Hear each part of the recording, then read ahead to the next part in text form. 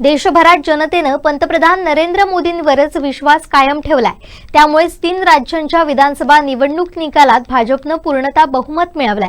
या यशानंतर आता उठाभा गटाचे पक्षप्रमुख उद्धव ठाकरे यांनी भाजपसोबत युती करण्यासाठी पायघड्या घालणं सुरू केलंय, अशी टीका आमदार नितेश राणे यांनी केली आहे। उद्धव ठाकरे हे भारतीय जनता पक्षाच्या आमच्या विविध नेत्यांकडे पायघड्या घालतायत की मला कुठल्याही परिस्थितीमध्ये तुमच्या युतीमध्ये घ्या, मी कुठलीही अटी शर्त ठेवणार नाही आणि मला युतीमध्ये घ्या। हे जे काय वारंवार पायघड्या घालतायत हे त्यांच्या अत्यंत जवळच्या माणसांनी काल रात्री मला फोन करून सांगितलं।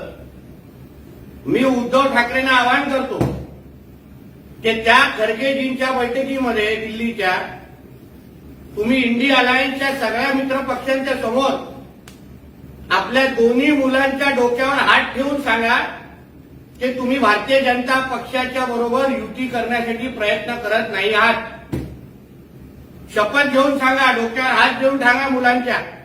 एका बाजूला भारतीय जनता पक्षाला पक्षावर टीका करायची, नावं ठेवायची, दुसऱ्या बाजूला काँग्रेसचं गुणगान गायचं, खरगेंच्या घरी जाऊन चहा नाश्ता खायचा आणि मग आतमधून गुपचूप पद्धतीने भारतीय जनता पक्षाबरोबर युती करण्यासाठी लोटांगण तुमचा मालक घालत असेल तर त्याचंही स्पष्टीकरण आणि त्याचंही उत्तर हे इंडिया अलायन्सच्या बैठकीमध्ये तुमच्या मित्र पक्षांना द्या।